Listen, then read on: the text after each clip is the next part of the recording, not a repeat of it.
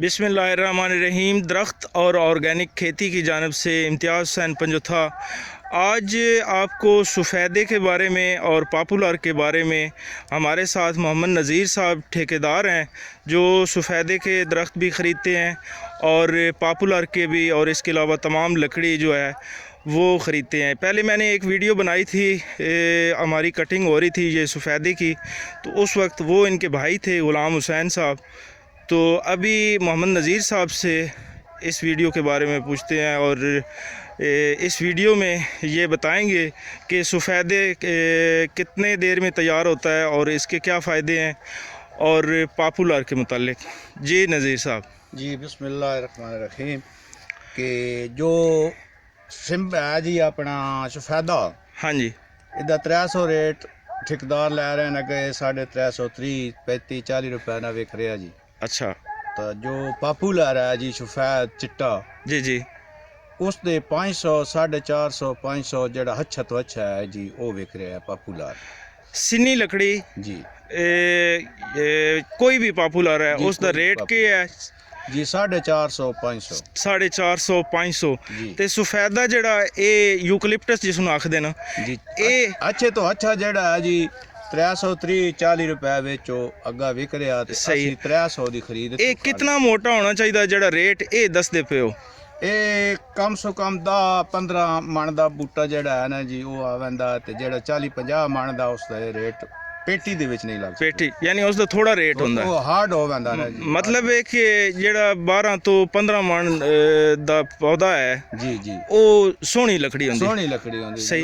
एक के वजह है कि सफ़ेदे दा रेट जड़ा वो तकरीबन 350 है और 100 रुपया पॉपुलर दा ज़्यादा क्यों होंदा? ये जी वजन दा फर्क होंदा कि जड़ा होंदा ना ये अपना सफ़ेदा जी जी इस दा बूटा जड़ा है वो ज़्यादा तो ज़्यादा ये मतलब 5 साल 6 साल दो वंजे ते ये 25-30 मन 20 मन 25 मन हो वेंदा तो ओ 10 मन उदा वजन घट होंदा पापू उसदा वजन घट। जी हां नहीं ये वजह हो सकती कोई लकड़ी का भी फर्क है कि उस दी लकड़ी अच्छी होंदी है, क्योंकि अगर ये भी 12 तो 15 मन होवे यानी एक पौधे का वजन होवा ते इस दा रेट 350 होवे ते पॉपुलर भी 12 तो 15 मन होवे तो उस दा रेट 100 रुपया ज़्यादा क्यों है? उदी औस ज़्यादा कि थप्पा लगदा ना जी, जेड़ा फ्रूट होंदा ना माल्टा होंदा या मतलब अंगूर हो गया जी जी सेब हो गया, उस कीमती थप्पा लगदा उदी लकड़ी चंगी अच्छी गिनी वेंदी सफ़ेद चिट्टी होंदी पॉपुलर दी। जी पॉपुलर। अच्छा पॉपुलर जो मैं आप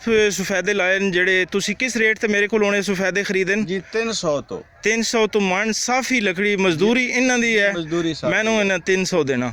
मैं नवे भी लाए नए पौधे सामने लगे ने 2500 सफ़ेदा लगा खलोता है मेरा, और गंदम विच भी मैं लाए और इस तो इलावा वो कमाद मेरा कटाई हो रहा है उस विच भी मैं सफ़ेदे लाए और सफ़ेदे माशाल्लाह ठीक चल रहे हैं। इस तो इलावा 4000 मैं पॉपुलर लाया। अच्छा पॉपुलर जड़ा है पॉपुलर दी मुख्तलिफ किस्म हैं जी किस्म ठीक है, उन्हां दा रेट एक ही होंदा जी? जो रत्ता होंदा ओदा रेट कम होंदा, जो चिट्टा होंदा ओदा रेट तेज होंदा। चलो रत्ता ते होंदा साडा देसी ठीक है, बाकी आ गए वैरायटियां च जिस विच बाहर होंदा एक वैसे देसी जेड़ा देसी दा रेट तेज होंदा, सदाबहार दा रेट कम होंदा। अच्छा तो उस तो इलावा जेड़े ए अमरीकन हैं, ए डेल्टाइटस है, नाइग्रा है, मेरा ख्याल है कि वो सिर्फ जल्दी वधदे न, रेट एक ही जाके वैरायटियां जड़ियां इंज ही होंदा ना जी।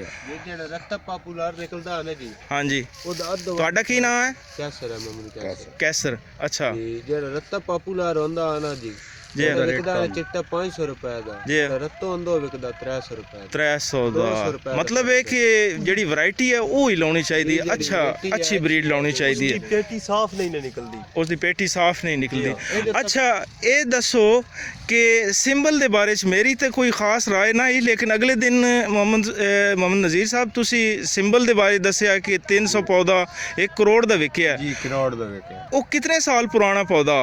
ओ जी हुण अंदाजा ते उन्हां मालक नहीं है, कम से कम ओदा 12 साल 15 साल दे बूटे तो हैं ना। अच्छा तो ये सिंबल कितनी लपेट दा होवे ते इसदा रेट चंगा लगदा? एदा चंगा रेट जेड़ा ना जी 600 तक मन भी लग वैंदा एदा रेट सिन्नी लकड़ी जी, सिन्नी लकड़ी दा। हाँ जी, जेड़ा एदा 8 फुट 9 फुट 10 फुट तक लपेट है ਅੱਛਾ ਜੀ ਹਾਂ, ਇਹ ਮਾਸ਼ਾਅੱਲਾ ਇਹ ਦਿਨਾਂ ਦੇ ਨਾਲ 5 ਸਾਲ 10 ਸਾਲ ਦੇ ਵਿੱਚ ਉਹਦੇ ਇਤਨਾ ਲਪੇਟ ਵੀ ਹੋਵੇ ਤਾਂ ਉਹ ਜਲਦੀ ਵੱਧਦਾ, ਉਹ ਜਲਦੀ ਉਹ ਵੱਧਦਾ। ਜ਼ਮੀਨ ਨੂੰ ਵੀ ਨੁਕਸਾਨ ਨਹੀਂ ਦਿੰਦਾ।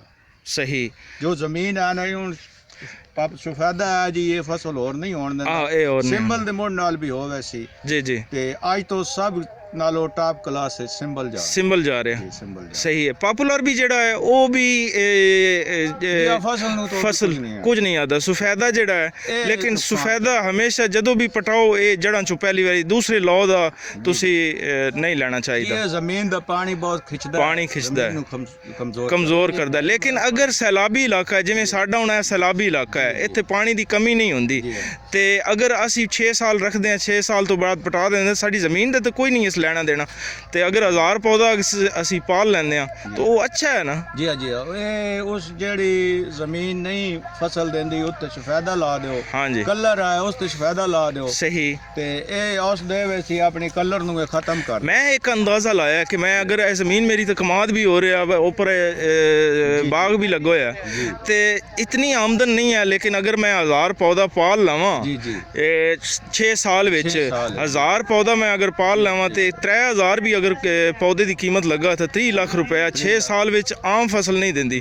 ਉਸ ਤੋਂ ਬਾਅਦ ਲੱਖ ਲਾ ਕੇ ਨਵਾਂ ਇਸ ਦੇ ਲੇਜ਼ਰ ਲੈਵਲ ਕਰਾ ਕੇ ਜ਼ਮੀਨ ਫਿਰ ਤਿਆਰ ਕੀਤੀ ਜਾ ਸਕਦੀ ਹੈ ਔਰ ਜ਼ਮੀਨ ਅੱਛੀ, ਯਾਨੀ ਕੋਈ ਨਹੀਂ ਕਿ ਤੁਹਾਡੀ ਜ਼ਮੀਨ ਨੂੰ ਇਹ ਬਿਲकुल ख़राब कर छोड़ा है, जी जी ये नहीं होता। जी जी नहीं। ये देखें जी, पाकिस्तानी लेबर कहते हैं कि जी लेबर काम नहीं करती। माशाल्लाह देखें एक दूसरे के ऊपर चढ़ के ये ऊपर तार बांध रहे हैं और अभी ये कटाई होगी।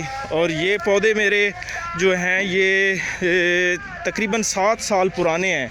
तो ये 7 साल पुराना पौधा जो है ये इसका वज़न तकरीबन कितना होगा? इसका 12 तो 13 14 साल 15 मन। 14 मन। अगर 12 मन भी होवे, 12 3 36 यानी 3500 का ये विक जाए। 3500 का अगर एक पौधा मेरा विक जाए तो 1000 पौधा समझो बेहतरीन काम हो गया जी। 35 लाख रुपये बना, लाख रुपया बना जी। बहुत शुक्रिया, बहुत मेहरबानी जी। ये देखें जी, सफेदे कटे जा रहे हैं, लाइव दिखा रहे हैं जनाब। बहुत शुक्रिया जी अब्दुल नज़ीर साहब।